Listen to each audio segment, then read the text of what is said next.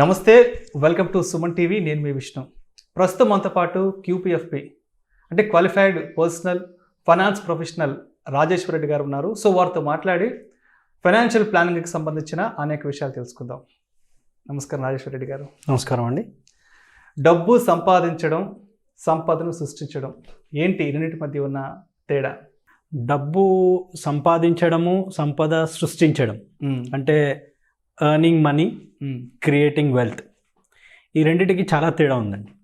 అంటే చాలామంది ఏంటంటే కొన్ని చోట్ల రెండు ఒకే అని అనుకుంటుంటారు. డబ్బు సంపాదించడం, సంపద సృష్టించడం. అయితే డబ్బు సంపాదించడం అనేది ఏంటి అంటే షార్ట్ టర్మ్, సంపద సృష్టించడం అనేది ఏంటి అని అంటే లాంగ్ టర్మ్. అంటే దానికి ఎగ్జాంపుల్, ఇప్పుడు డబ్బు సంపాదించడం అంటే ఏం చేస్తాము? అసలు డబ్బు సంపాదించాలంటే either job or business are daily wages ఏదైనా అనుకోండి. అంటే అక్కడ మనం మన రీసోర్సెస్ ఖర్చు చేస్తున్నాం. అంటే టైం అనుకోండి, ఎనర్జీ అనుకోండి. సో మన టైము, ఎనర్జీ ఖర్చు పెడితేనే డబ్బు వస్తుంది. అవును. సో కొంతమంది maybe hourly basis, IT employees చూస్తే అవుట్ సైడ్ ఇండియా చూస్తే అవర్లీ బేసిస్ ఉంటుంది, ఆర్ కొన్ని వీక్లీ బేసిస్ ఉంటాయి, కొన్ని మంత్లీ ఉంటాయి. సో దాన్ని మనం డబ్బు సంపాదించడం.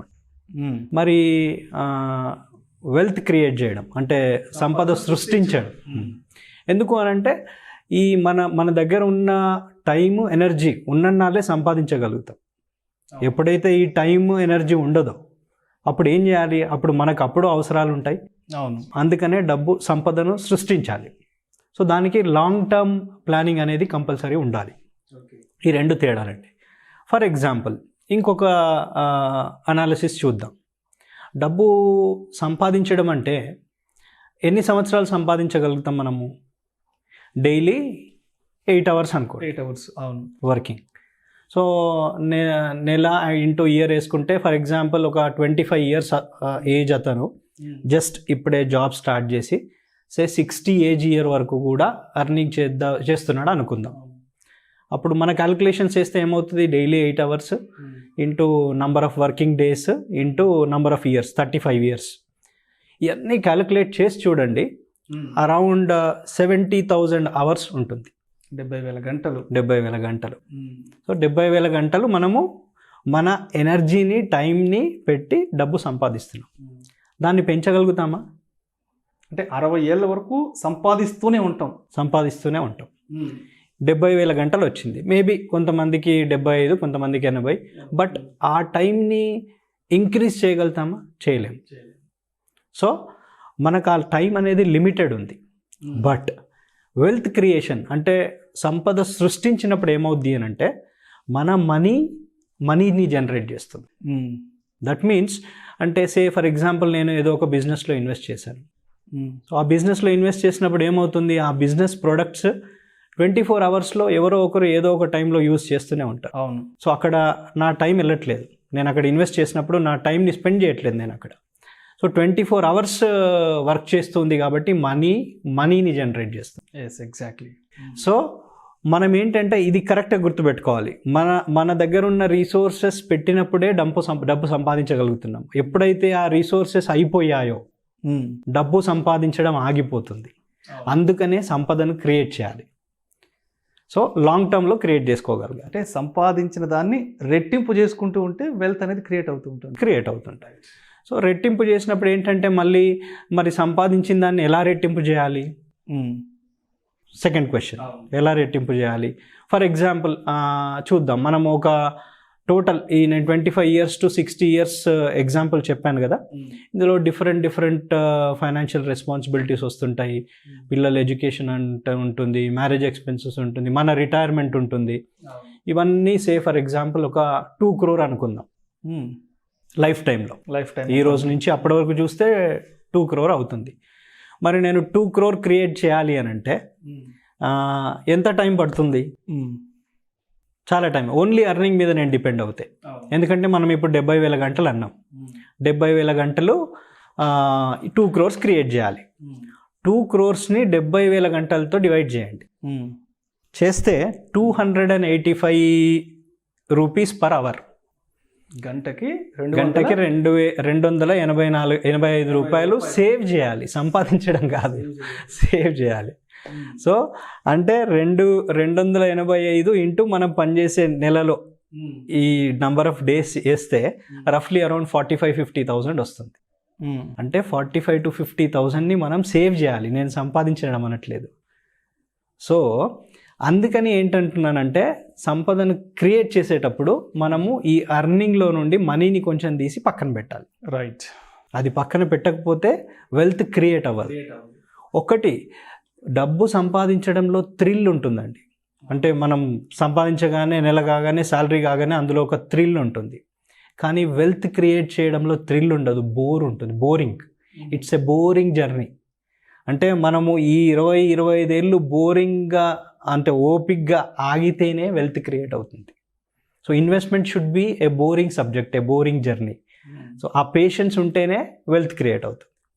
ఇప్పుడు మనం ఈ 2 కోట్లు క్రియేట్ చేయాలి అని అంటే, ఫర్ ఎగ్జాంపుల్ 25 ఇయర్స్ అతను 60 ఇయర్స్ వరకు ఆ 2 కోట్లు క్రియేట్ చేయాలి అని అనుకుంటే అట్ ద రేట్ ఆఫ్ 10%, ఒక 10% రిటర్న్ వచ్చేదే అనుకుందాం. ఇవాళ రేపు ఎఫ్డీస్ ఇవన్నీ చూస్తే ఒక 6% వస్తున్నాయి. ఈక్విటీస్, స్టాక్ మార్కెట్ ఇవి చూస్తే ఒక 12 అనుకుందాం. సో దానికి దీనికి మధ్యలో ఒక 10% అనుకుందాం. సో 25 ఇయర్స్ అతను 60 ఇయర్స్ వరకు ఈ వెల్త్ క్రియేట్ చేయాలి అంటే ఒక 5,000 to 6,000 పక్కన పెడితే చాలు. మనం ఇంతకుముందు క్యాలిక్యులేషన్లు ఏమనుకున్నాం, 50,000 పక్కన 50,000 అనుకున్నాం. అవును, 50,000 అవసరం లేదు. యాక్చువల్గా ఆ 5,000ని పక్కన పెట్టి అది అసెట్ ఫామ్లో ఉన్న వాటిల్లో ఇన్వెస్ట్ చేయాలి. అంటే అది గ్రో అవ్వాలి, అంటే ఆ మనీ 24 hours మన కోసం పనిచేయాలి. అప్పుడు అట్ ద రేట్ ఆఫ్ 10% ఈ 35 ఇయర్స్లో ఆ 5,000 to 6,000తో ఈ 2 crore చేయొచ్చు. సో ఆ అమౌంట్ అనేది ఇంకొక అమౌంట్ని జనరేట్ చేస్తూ ఉండాలి, వర్క్ చేస్తూ ఉండాలి, అది రిటర్న్ అవుతూనే ఉండాలి. Money should work for generating money. Right. అప్పుడే ఆ వెల్త్ క్రియేట్ అవుతుంది. ఇంకో కొన్ని పాయింట్స్ ఉన్నాయి, important points. Say for example మరి అది ఎక్కడ పెట్టాలి? సపోజ్ ఇప్పుడు వెల్త్ క్రియేట్ చేయడానికి 5,000 to 6,000 అనుకున్నాం, మరి అది ఎక్కడ పెట్టాలి? ఎలాంటి సోర్సెస్ ఉన్నాయి? ఇప్పుడు మనకి ఎఫ్డీస్, ఆర్డీస్, పోస్టల్ సేవింగ్స్ ఇవన్నీ ఉన్నాయి. అలాగే mutual funds, stock market, gold, real estate ఇవన్నీ ఉన్నాయి. సో మళ్ళీ ఇక్కడ ఒక చిన్న తేడా ఉంది. ఏంటా తేడా? Stocks, mutual funds, real estate వీటన్నిటిని మనము డబ్బుతో కొన్నప్పుడు అది అసెట్ ఫామ్లో క్రియేట్ అవుతుంది, అసెట్ అయిపోతుంది. అదే ఎఫ్డీస్, ఆర్డీస్ ఇవన్నిట్లో రూపీస్లోనే ఉంటుంది, లిక్విడ్ ఫామ్లో ఉంటుంది, అది రూపీ ఫామ్లో. రైట్. సో ఇక్కడ మీకు ఒక చిన్న ఎగ్జాంపుల్, అంటే ఇదివరకు కూడా ఒకసారి నేను అడిగాను, సేమ్ ఎగ్జాంపుల్ అడుగుతాను. సపోజ్ మీకు ఈరోజు ఒక సే 1,000 రూపీస్ ఇస్తాను. ఒక 20 years బ్యాక్ ఒక 100 రూపీస్ ఇస్తాను. మనం అంటే 20 years బ్యాక్ 2000లో ఉన్నాం అనుకుందాం. మీరు ఏది తీసుకుంటారు? దేనికి ఎక్కువ పవర్ ఉంది? 2000లో ఉన్నప్పుడు ఉన్న 100 రూపీస్ తీసుకుంటారా, ఈరోజు ఇచ్చే 1000 రూపీస్ తీసుకుంటారా? ఈరోజు ఇచ్చేది రెడీమేడ్గా తీసుకుంటాం.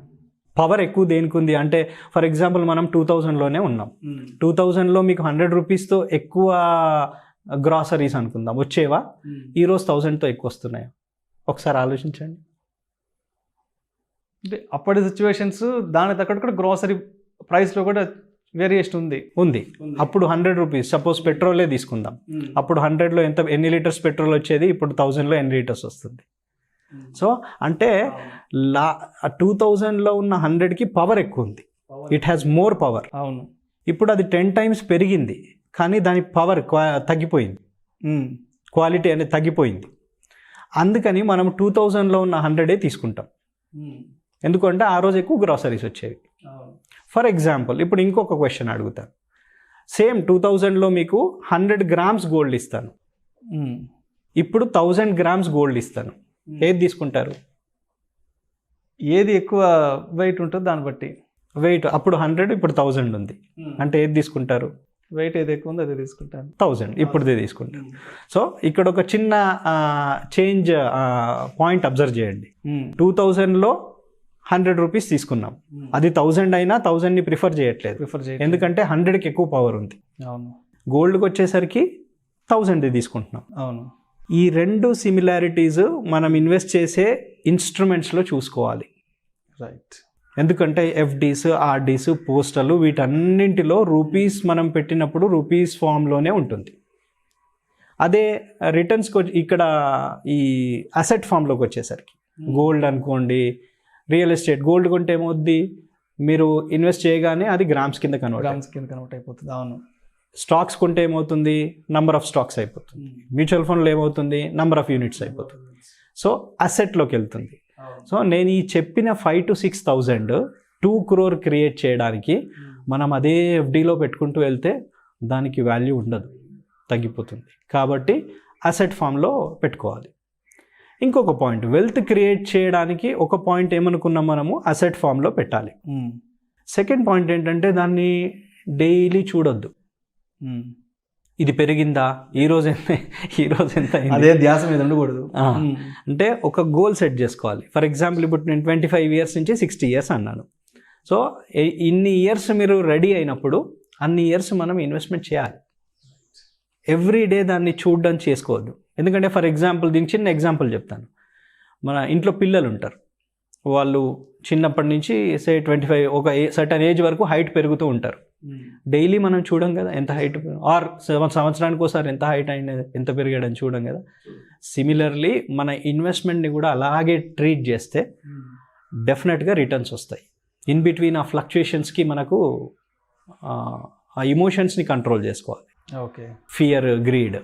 సో ఈ 2-3 పాయింట్స్ ఫాలో అవుతే లాంగ్ టర్మ్లో వెల్త్ని క్రియేట్ చేయొచ్చు. సో డబ్బు సంపాదించడం, వెల్త్ క్రియేట్ చేయడం రెండు కంప్లీట్లీ డిఫరెంట్ థింగ్స్.